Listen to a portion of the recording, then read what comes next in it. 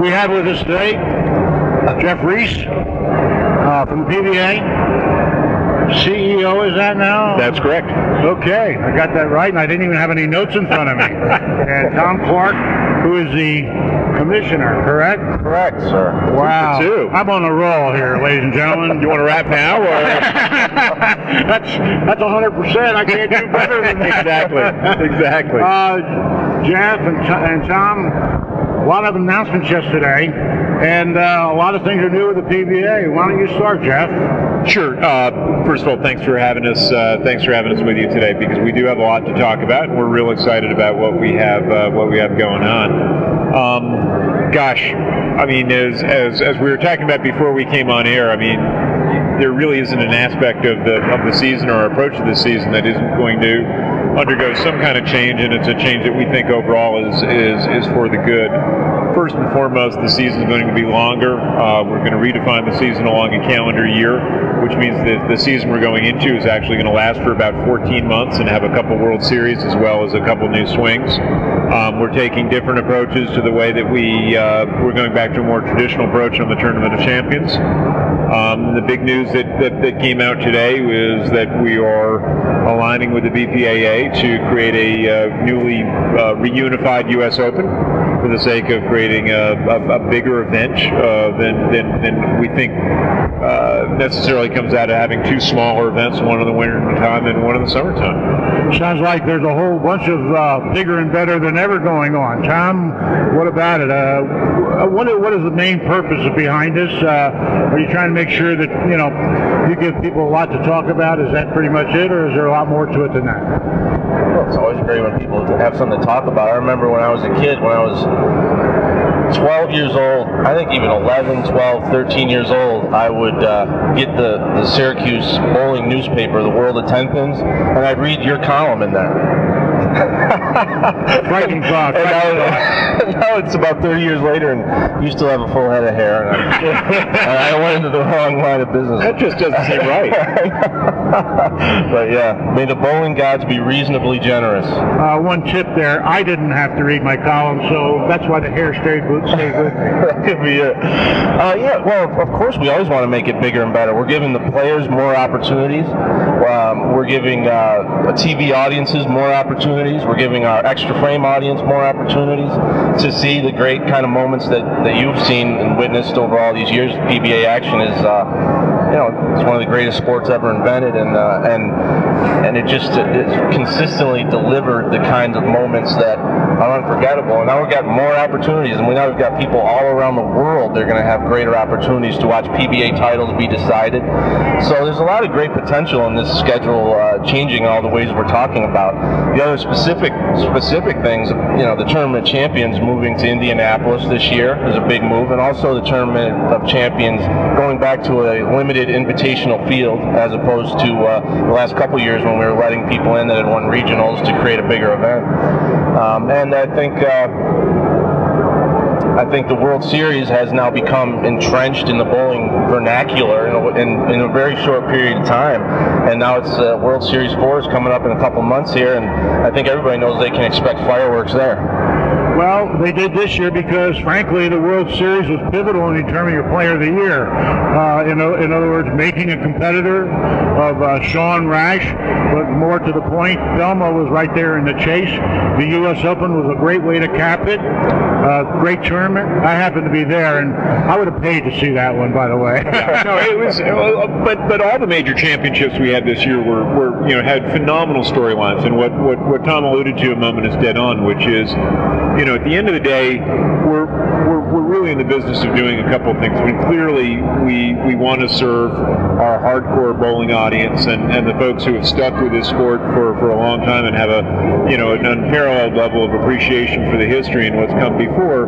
But let's also be clear that for us to realize our full potential, for us to really kind of create kind of the second golden age for the PBA, we also have to create compelling sports. We have to create something that generates and earns the level of respect that this sport did in its heyday from a PBA's perspective 20, 30 years ago. And the thing that was really encouraging to me as a relative newcomer was looking at the storylines, looking at the ferocity of the competition, looking at the sheer talent level. You look at the top 5 seasons we had this past year, between Sean, Belmo, Mike, Norm, Pete, different corners of the world, different styles of bowling, different approaches to the game, big explosive personalities, quiet reserve personalities. I mean, there really was something that kind of matched up to every kind of fan interest that you could imagine. So now our job is to get out there and really help folks appreciate just what this sport can be. Yeah, I like that phrase, the second golden age of the PBA, and I guess this time you're doing it with the international players, the World Series of Bowling. Now you have 2 of those, and a few other things, a few other elements that are coming into play. Well, would you have ever predicted a time when 8 of the first 9 titles decided on the PBA Tour would be won by international players? Actually, no. It was really amazing. Yeah, it was really cool to watch, and they're all colorful players, people from England, South America, all over Australia, obviously, with Finland. And Finland, and they all have their, as Geoff said, they all have their different styles that are, things to emulate and learn from, and they just grab your attention and make you want to pay attention. And to some people, they make you want to root against them. The American fans maybe want to say, "Hey, wait a second, you're taking our game away from us here," and they get a little bit defensive, and that's cool too. The idea that over the last couple of years, by introducing the World Series, we made it easier and more palatable for international players to travel to the U.S. to bowl in the PBA has really had a huge impact. Well, we were talking about that world impact, and the World Series, I guess, gives you a better opportunity to bring more of the foreign contingent into play, and they have their own fans throughout the world.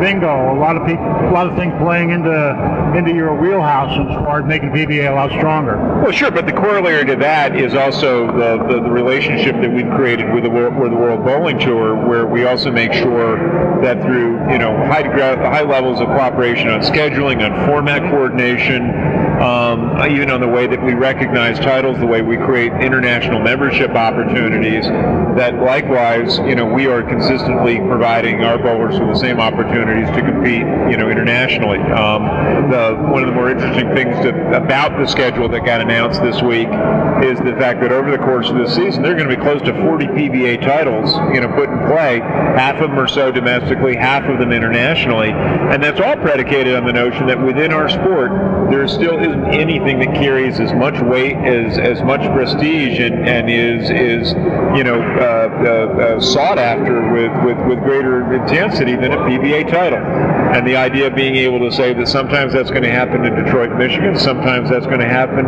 in Kuala Lumpur, right, is kind of a real exciting thing for our sport. The World Team Bowling Association partnership that you've forged is really opening the doors for a lot of new efforts as far as spreading the word about the PBA. Are there any outlets overseas, by the way, that carry your message? Well, yeah, I mean, we've aired over the past few years in Europe. Right.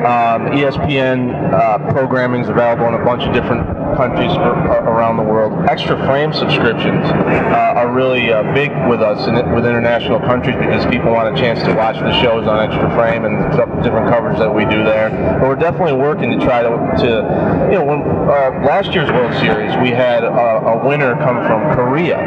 And and what happened was the Korean national team, went into work, talked to local programmers in Korea, and actually purchased the rights of that show so that they could air it in Korea. And little things like that you see happening that hopefully can grow the game and the exposure of the game around the world, because it's a big deal when a Korean wins on the PBA Tour. If he hadn't won on the PBA Tour, they wouldn't have thought about paying us money for the rights to air that broadcast. There you go. One of the things that I heard about, and I don't know if this is ready to be announced yet, we're at Bowl expo, and you're talking about the potential for really exploding this sport, is the team aspect. I don't know if you're ready to announce that, Geoff, but I think a lot of proprietors could well be excited about that aspect of what you're doing. We've not made a specific announcement. What we hinted at in the release we made this week is that there is a significant format change format modification that'll be introduced in our Winter Swing stop in Detroit in January of 2013. And you can be certain that the format that we're going to be introducing there is one that I think will be very familiar and very very much celebrated from within the industry, from both the proprietor and from a participant point of view. So stay tuned. We'll have more to say about that in the coming weeks. All right. That's good. It was a good fishing trial. I like that. And let me just throw in that coming up in a couple of weeks on ESPN and throughout the summer we have our summer shootout, and that's actually in a team. That's a team construct. So there's 9 teams made up of the leading bowling ball brands in the industry, and those 9 teams are going at it in doubles and singles and different competitions, and it's really unique formats, and it's all the stars of the game, and that starts on ESPN in a couple weeks. So that's going to be a cool preamble to any kind of team stuff. It's always nice to hear in bowling, especially of late, bigger and better than ever. But that's really what you've got, right? Well, yeah. I mean, the number of hours, the number of countries, the number of places that bowling fans can connect with the sport, whether it be across traditional TV, the over 200 hours of extra frame, live extra frame programming that was made available last year, really is all designed to kind of serve a sports fan and a bowling fan in a way that we haven't necessarily been able to serve them in the past, and it's all again predicated on the notion of being able to provide our bowlers with the greatest opportunities to compete. We create great opportunities for our partners to enjoy value out of their participation with us and try to grow the sport. I mean, it's a relatively simple playbook. Right. We've seen some other changes that you'll see next year. We've listened to a lot of the hardcore fans who wanted some step ladders back into play, and so we're going to do a step ladder format with a lot of our finals differently than last year. Another thing that I know the hardcore fans want to know, and they want to know that we want to be live on TV more often, and so right now we're increasing the number of live hours next year, but it's still not really where we want it. I mean, we're working to get to the point where we can be live more often. In the meantime, as Geoff said, there's hundreds of hours of live extra frame coverage. Well, I see we're coming to the end of our time segment here. Any final thoughts either you want to throw my way? Tom? Who did you vote for Player of the Year? I voted for Sean Rash. Wow. I thought Belmo would win, frankly, though. And what, did you? Yeah. I mean, wasn't that a great conversation, though, for the sport? Oh, big time. And I criticized once going to the point system to determine it because it takes a lot of that element out of it, Yeah. Now they're still talking about it. And, well, the great thing about that race from our perspective really was that, and we would do this all the time in conversation, I think that any one of the three of us could say, okay, you make Mike's argument, you make Belmo's argument, I'll make Sean's, and we'd all feel fairly high level of confidence that you could make a really compelling argument for any of those guys. But I agree with you. I think being able to put it in the hands of the folks who have the deepest understanding and the most perspective about it, and the fact that the vote was so incredibly close suggests that it was by no means a slam dunk. By the way, that was going to continue for at least a couple more months here because the ESPYs nominations came out, and the three nominated are Sean Rash, Jason Belmonte, and Mike Fagan. So what a surprise! So there's going to be another interesting announcement made at the ESPYs. And I should add, and I think I kind of mentioned it before, I was at the U.S. Open. That was tremendous drama, excitement beyond belief. And I think Carmen Salvino was there in the audience, a PBA Hall of Famer. He said, I've never seen anybody throw a strike with so much pressure in the line. And I said, that was the first time you've seen that kind of a thing, because nobody else had won 5 U.S. Open titles. That was extraordinary, and again, and the great thing about that event was not only just what you saw on Sunday, but again, if you were following that event on Extra Frame, you watched Pete basically crawl from the back of the pack on Wednesday and Thursday, and just build and build and build, have a phenomenal series of matches during match play. But the real payoff there, and the really great thing about the Extra Frame product is that for a lot of years we created the impression that event kind of began and ended that Sunday, and Extra Frame really allows our hardest core, most devoted fans to really kind of follow those guys and really get an idea what was involved in terms of his pursuit of that title, and that was the really impressive thing. As good as he was on Sunday, the really impressive thing was understanding what he had to do on Wednesday, Thursday, and Friday to even get to that point. And what made that moment even greater, that strike, was a lot of people forget this, but Mike Fagan punched out in the 10th frame to force him to do that. I mean, that was one of the clutch performances by a young up-and-coming star. Mike didn't leave anything out there, right? Mike came of age, frankly, and I did not forget that, because that was part of the excitement of that tournament. Well, I think we saw all three of those. That was the other great thing about the season. I think we saw all three of those guys kind of make the leap from kind of contender to real kind of real leaders of the pack, and to us, one of the things that's going to be really exciting going into the 12-13 season is to see how differently Sean and Mike and Jason now approach the season from the perspective of really establishing themselves. For a long time, right, these guys have been, I'm not saying they've been living on potential, but there's been, potential has always been a big part of the conversation when you talk about these guys. And for them to deliver the way they did this past year, it'll be really interesting to see how they come into the season. And I'm going to add one other thing. Not only did Pete Weber perhaps eclipse his dad as far as greatness, but Norm Duke is right there in the mix now as well. So Norm had a phenomenal year, and you're absolutely right to bring him up, because and I got to jump on the Extra Frame.